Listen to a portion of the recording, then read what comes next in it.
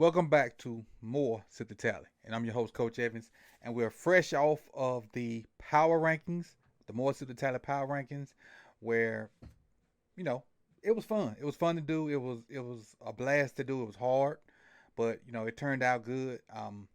I'm proud of the work put in, but shifting gears to all teams and training camps. Um, so today I wanted to bring to you camp battles that I want to see how they turn out. That intrigued myself, and I went through and I found five AFC camp battles that I really want to see how they turn out, and I'm going to present them to you right now. But what I will say before we get into those, I want to wish Jalen Ramsey a speedy recovery from the Dolphins. Today he got hurt. I want to say it's something dealing with his meniscus. I'm not sure. I haven't seen the reports. Also, Joe Burrow got hurt today.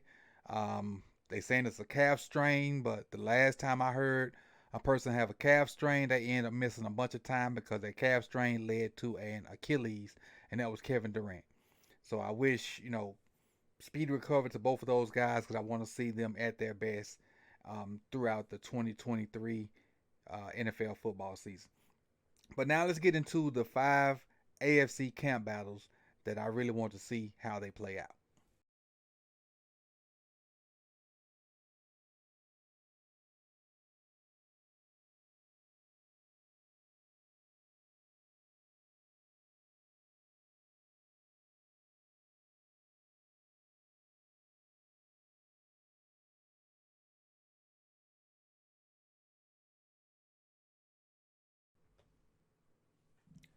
First up is Channing Tindall versus David Long.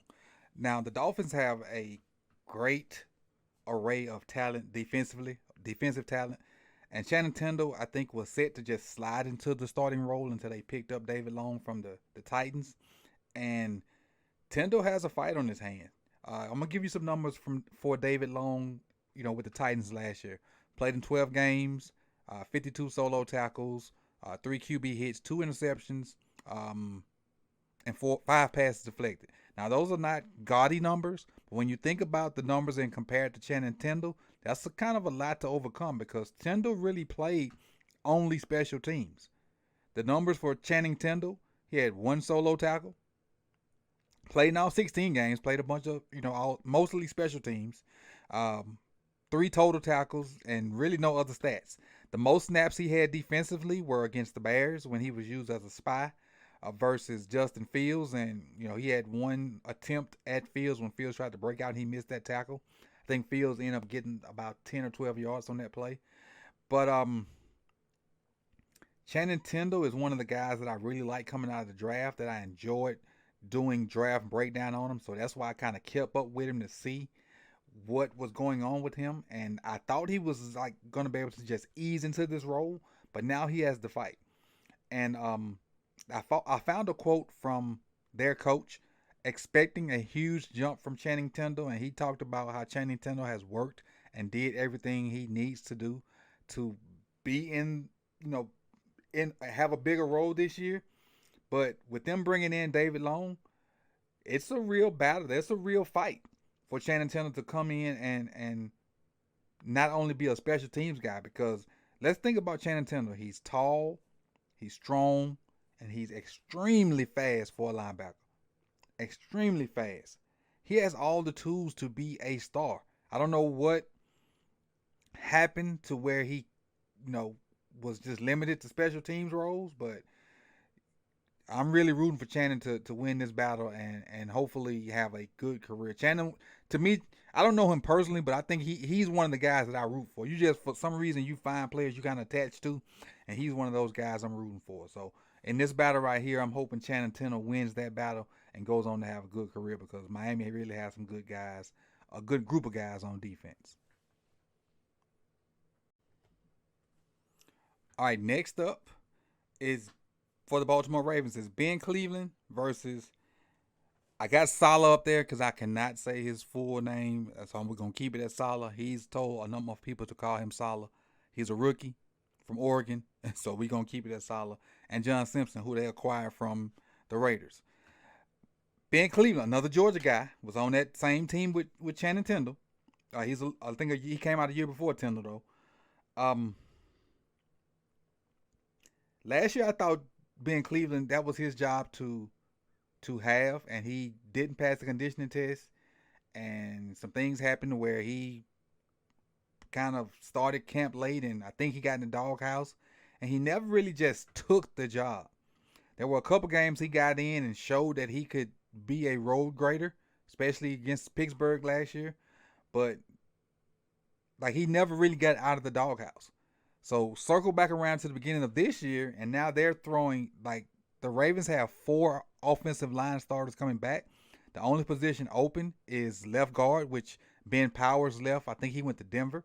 So you think Ben Cleveland would slide into that spot, but everybody but Ben Cleveland has been playing that spot.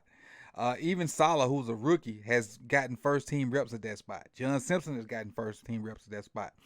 Even Falele from Minnesota, who's a right tackle, has gotten reps at left guard. So it's going to be interesting to see who wins this battle between Ben Cleveland and every other Baltimore Ravens offensive lineman. I'm rooting for Ben Cleveland because I think he has what it takes to definitely has it in the run game. If you don't believe me, go look at the Ravens versus the Steelers game that JK had right at 100 plus yards basically on one leg. And most of those big runs he had, well, the 2 or 3 big runs he had, came right off of Ben Cleveland's butt. Next up on the camp battles, we have Malik Willis versus Will Levis. And it's rare that a organization goes QB 2 years in a row. The Tennessee Titans have done that. They have a older, more established starter. So neither one of these guys are probably going to be the starter. So this is a camp battle for a backup quarterback position that's going to be interesting to see. Malik got some starts last year, and I thought he was going to be a guy, like eventually down the road, but I don't think the Titans were happy with what they saw out of Malik. And so they even went to like a third guy when we thought Malik was gonna get some burn. So with all that uncertainty, they went and drafted Will Levis. When the season first ended, Will Levis was thought to be the number 3 QB, like locked in as the number 3 QB in the draft behind Bryce and CJ. But he slid. He slid as the 4th guy. Anthony Richardson jumped ahead of him and whatnot. And matter of fact, I can't remember where Will Levis was drafted, but wasn't up that high. But now I'm interested to see, because reports that I've heard, Malik has looked a lot better than he did toward the end of last year. So if Malik has come back a different individual, or the Titans having buyer's remorse that they ain't gonna say wasted, because we don't know how good Will Levis would be because he hadn't even played a snap yet. So wasted would be a bad word to put on a kid. Have they not handled a pick right in drafting Will Levis? Because now they got an older veteran quarterback who's probably toward the end of his career. They got a young quarterback who's on year 2. Now they got a rookie quarterback who's in year 1. Very interesting battle to see who's quarterback 2 and see who's going to be the Tennessee Titans quarterback of the future. All right, next up, and if I didn't have these names on the screen, you'd probably be looking at the screen right now like, who are these cats? But I look at football a little different. I kind of, I don't follow the ball all the time. I kind of watch individuals and see how they're performing. And these 2 guys right here are interesting. Austin Hooper came from Cleveland, and he was expected to take over that tight end role, but David Njoku said, not so fast, my friend. And David Njoku started to play some ball. So Hooper is up out of there. The Raiders drafted Michael Mayer from Notre Dame. So now, with them having a new quarterback, and we know how Garoppolo depended on George Kittle, the Raiders got rid of one of those upper echelon tight ends in Darren Waller. For some strange reason, according to Kelsey Plum, who's Waller's wife, Coach didn't get invited to the wedding, so he got kind of petty. I'm joking. I'm joking. Even though she did say that, but it was a joke. Don't go take that and run with it. It was a joke. But it's interesting to see who ends up being the number one guy. Because Hooper's a solid tight end. He just couldn't beat out Njoku in Cleveland. And Mayer was probably number one or number two tight end in this draft. Go back and look at some of his clips from Notre Dame. He's one of the guys that can do both. He can block and catch. Some of our newer tight ends are basically big receivers. Mayer can do both and is a very good inline blocker too. Very good inline blocker too. If there's actually a video on this channel of Mayer in college doing his thing. So if you want to go back and check that out, please go do so. And this fifth battle I'm going to watch, initially this battle was three guys. It was Denzel Ward, Greg Newsome, and Martin Emerson Jr. But then I thought about it. Neither one of these guys can beat out Denzel Ward. So I took him out. So the battle really is Greg Newsome and Denzel Ward for that number two corner spot. I'm sorry, not Denzel Ward. Martin Emerson, I apologize. Martin Emerson for that number two corner spot. Now, both of these guys got plenty of burn last year for number, like when one was hurt, the other one would come in. And the Browns have three good corners. When you add Ward to this mix, that's three good guys because Emerson showed his worth. And it's going to be interesting to see if Greg Newsome can hold off Emerson from starting at that number two corner. Whether he can hold him off or not, they're going to be a formidable foe because they got three good corners. So they got two guys that can hold their own outside, and they got a third guy that they can throw at the slot.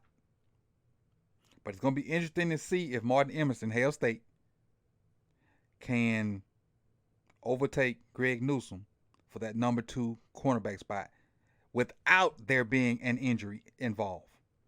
I'm saying without it being an injury involved to Greg Newsome or Denzel Ward. Can Martin Emerson get on the field in regular packages? Because I know in nickel he's going to be there. He's their third corner. I know in nickel he's going to be there. But like in base coverages and base situations where it's just two corners and two safeties, can Martin Emerson be good enough to get on the field? And every time I see Martin Emerson, I just think about the cornerback room at Mississippi State with him and my guy that got drafted by the Commanders. I can't think of his name right now. The skinny kid. But how good was that defensive backfield, both of them in it? Man, it's crazy. But again, this is my number 5 AFC camp battle I want to take a look at. All right, so there you have the 5 AFC camp battles I want to take a look at. I'm going to be closely tuned in to all 5 of them to see who wins and to see if I was right in any of these situations. So again, I want to send a very heartfelt get well soon to Joe Burrow. Even, all that division stuff don't matter. I don't wish ill will on nobody. And to Jalen Ramsey, I hope whatever injuries they incurred today are not season ending and they can get back within the season and do their things. I really want to see the best of the best compete. But other than that, I appreciate everybody for coming through. If it's your first time here, like the video. Subscribe. If you already subscribed, make sure you hit that bell so you can be notified when the rest of these videos drop. And you'll soon be getting the NFC version of the top 5 camp battles that I'll be checking into. So I appreciate everybody for coming through. You could have been anywhere in the world, but you chose to be here with me.